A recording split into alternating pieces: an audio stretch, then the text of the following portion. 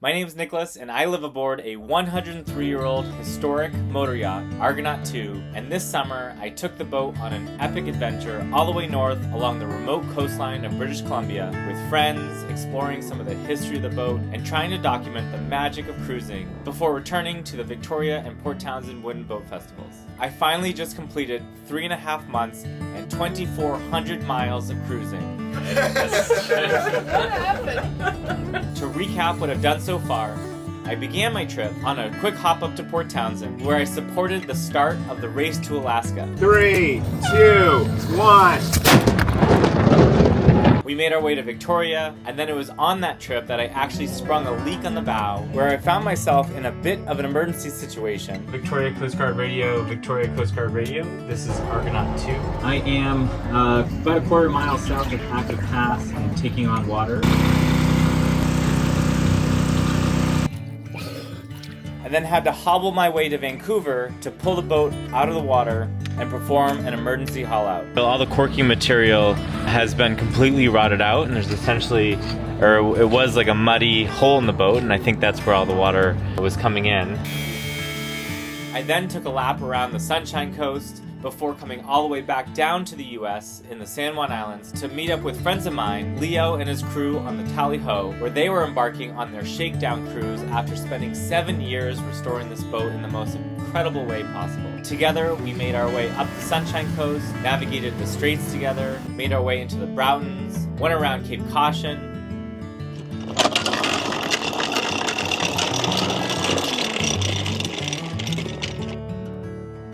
we visited the Hakai Institute, made a quick stop to explore the ruins of the old cannery in Namu. Nice raft, huh, Nick? Before finally making our way up to Bella Bella, where this boat worked closely with the hospital and the Heiltsuk First Nation. Look out! Hard to port! We departed ways, and I spent the next month retracing the history of this boat from its time as a mission boat for the United Church under the name Thomas Crosby IV, which had served from the late 1930s all the way to the mid-1960s. I visited Ocean Falls, which was the home port of call for this boat for the majority of its time as a mission boat.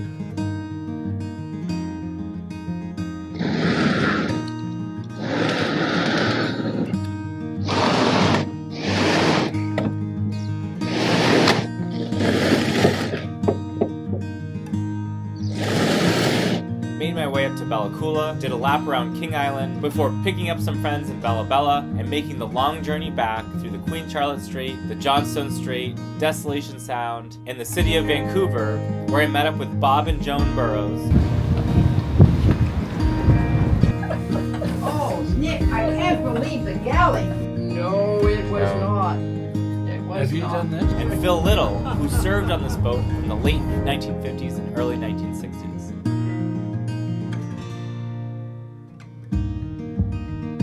Along the way, I saw some of the most incredible wildlife, with bears roaming the coastline, a very close encounter with some whales, Oh my god!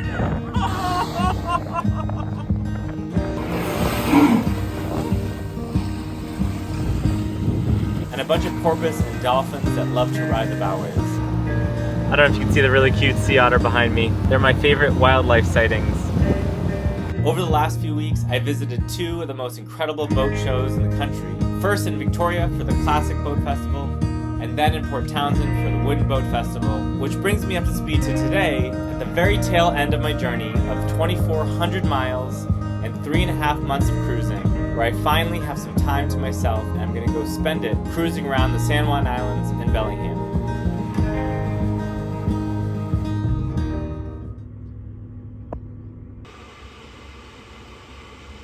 It is Tuesday morning after the Port Townsend Wooden Boat Festival, and I am finally alone for the first time in several weeks. It's been a very crazy, very busy, really fun 2 weeks visiting Victoria and Port Townsend. I was so overwhelmed with how many people who watched these videos actually came aboard and said something to me. Today, I am going to pick up some parts for my generator. I have to replace the impeller, zincs, and do a little bit of maintenance.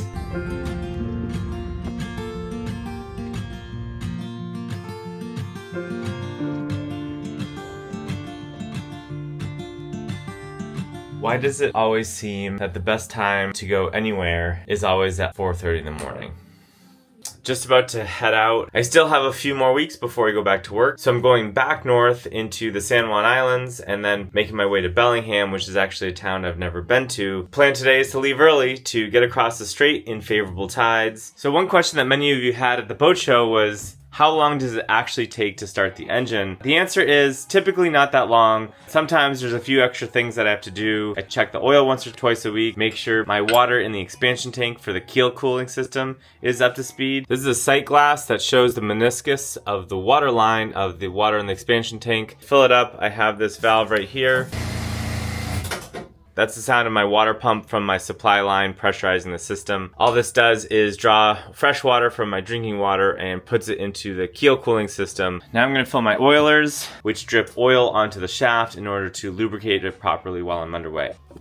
And I'm drawing oil directly from my oil tank, which is just forward of the fuel tank on the boat. These are really neat antique fixtures. The challenge here is that the oil, after it lubricates the shaft, does slowly drip into the bilge. And historically, oil in the bilge is actually really great for the wood. It soaks in and helps preserve it, but it's not the best environmental thing. And for that reason, I have diapers, which are these absorbent pads that I lay underneath the shaft that will absorb the oil, so that way there's no oil leaking directly into the bilge water. How long does it take to start the engine in a hurry? I don't know the answer, so we're gonna try to figure that out right now.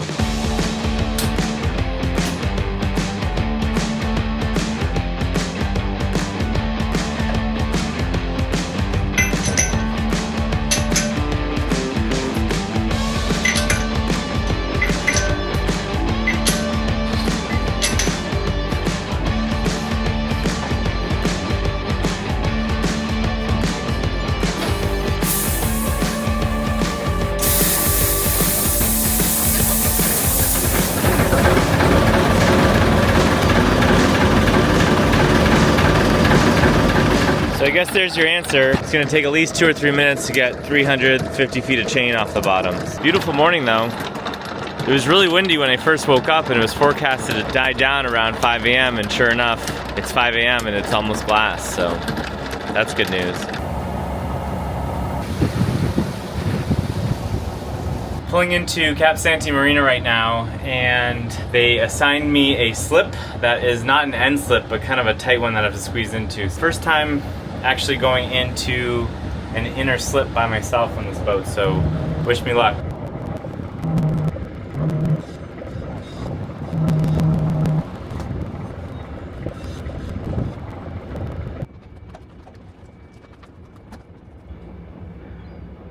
All right, look at that. We made it to Cap Sante Marina, picking up some guests for a quick overnight, out to Cypress Island, and then back again tomorrow.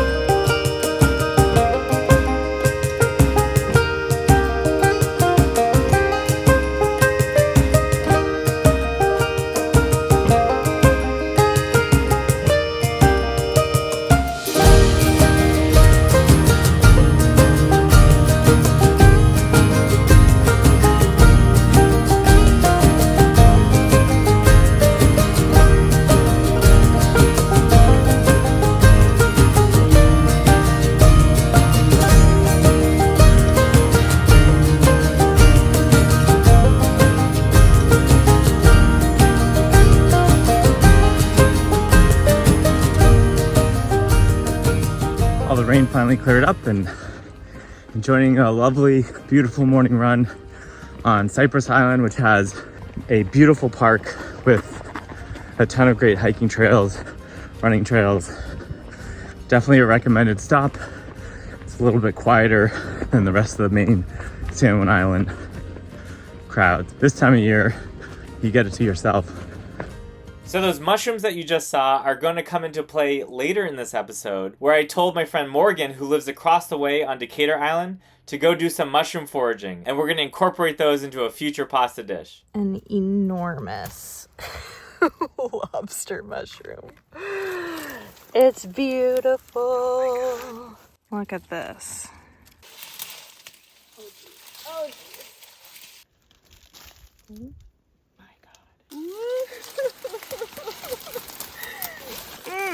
Look at those beauties.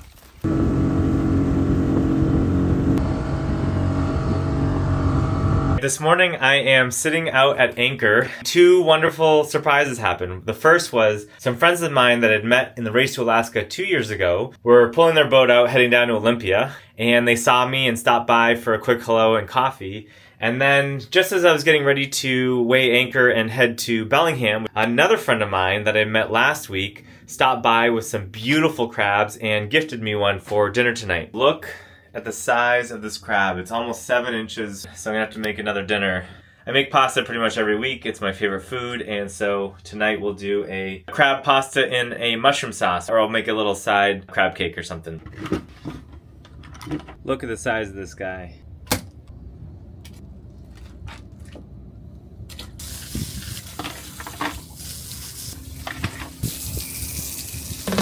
Smoked Gouda crab mac and cheese.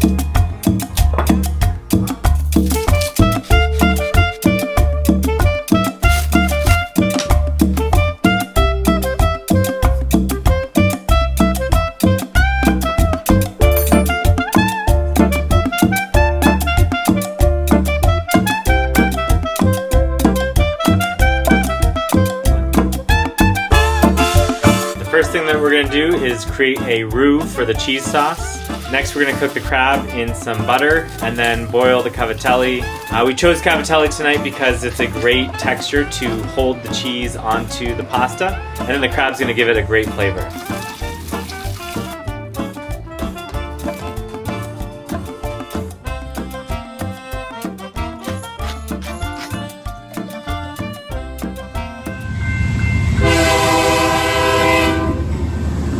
Next, I made my way over to Bellingham, where I spent a quick overnight in Anacortes Bay before doing some exploring on my own and doing some maintenance on my generator.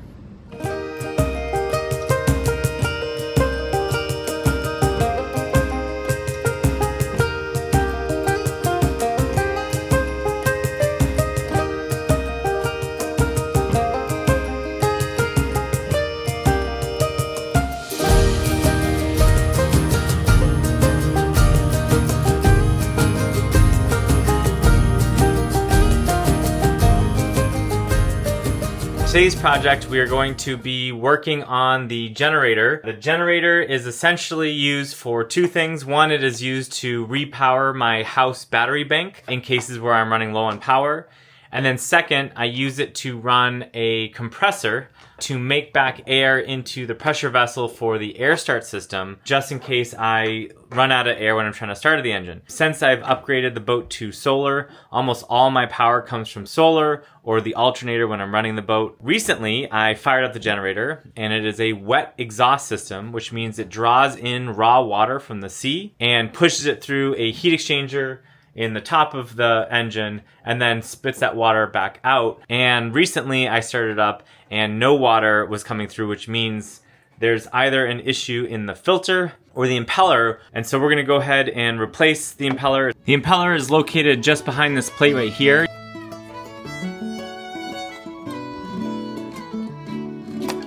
So yeah, look at that, totally destroyed. Even some bits here. Here we have the new impeller. It also came with some lubricant, which we're gonna use to lubricate the walls of the pump. And what the lubrication does is helps reduce the friction of the impeller blades as it spins within the pump. And then once the pump is primed and water's flowing through, the water should actually perform the job of lubrication. And then lastly, the gasket can use some lubrication just to help make a tighter seal when I put the cap back on. And then this will install.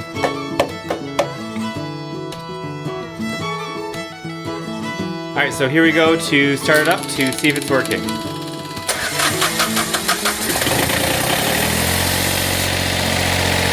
All right, water's coming out, which means the impeller's working, so that looks like success to me. I will call that a completed project and hopefully it'll still work back in Seattle.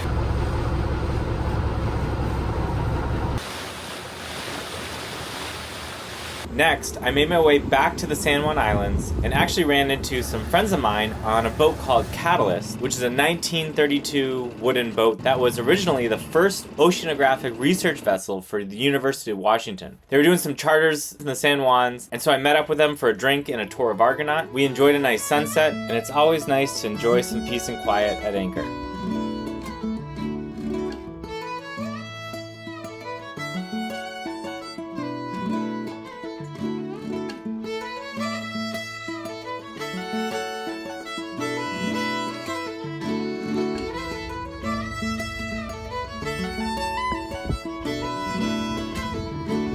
The following day, I made my way down to Decatur Island to meet up with some friends. One who has a beautiful classic Cessna, who took me for a ride over to Orcas Island for lunch.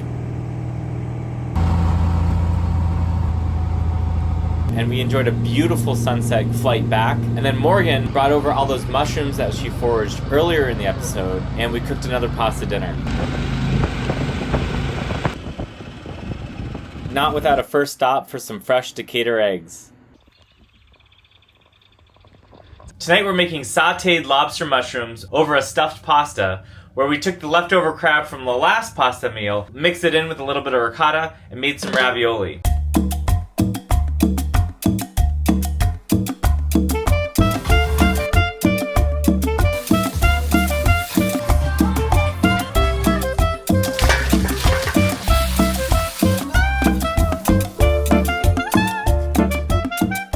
Now there's never a bad meal in Argonaut. And with that, I woke up with some local farm stand pastries The Decatur Island scones. and began to make my way south back to Seattle.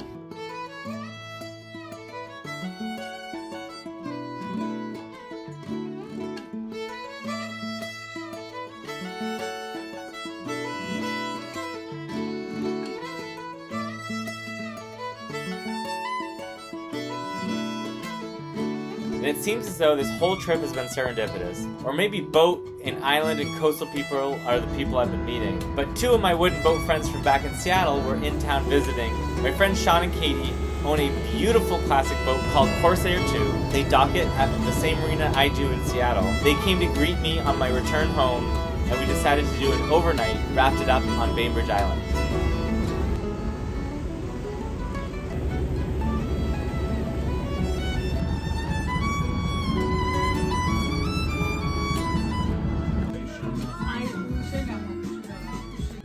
It was kind of the coolest. It was an emergency pick because they were starting to rot from the Last night I left Port Townsend and met up with a bunch of friends in Port Madison, some of my Seattle and Bainbridge Island boating friends. We enjoyed a raft up, and my friend here, Doran, came out in his dinghy. Sorry. Doran has a charter business on a 1933 beautiful wooden motor yacht, Mittlight, called Seattle Boat Cruise, and he runs charters in the Seattle area. And so he's one of my better boating friends in the community. He helps me through all these projects, and so he stayed the night, and we're towing his dinghy back and about to lock through back into fresh water in Seattle. Hi, I'm Doran. I'm very happy to have shared in Nick's journey this summer. What a great guy, what a great experience, what a great boat, what a great affliction to have. Here we are at the west entrance of the locks. Small locks right in front of us. The large locks are off to the left here. We're waiting for a green light, which will allow us to go forward and enter the locks.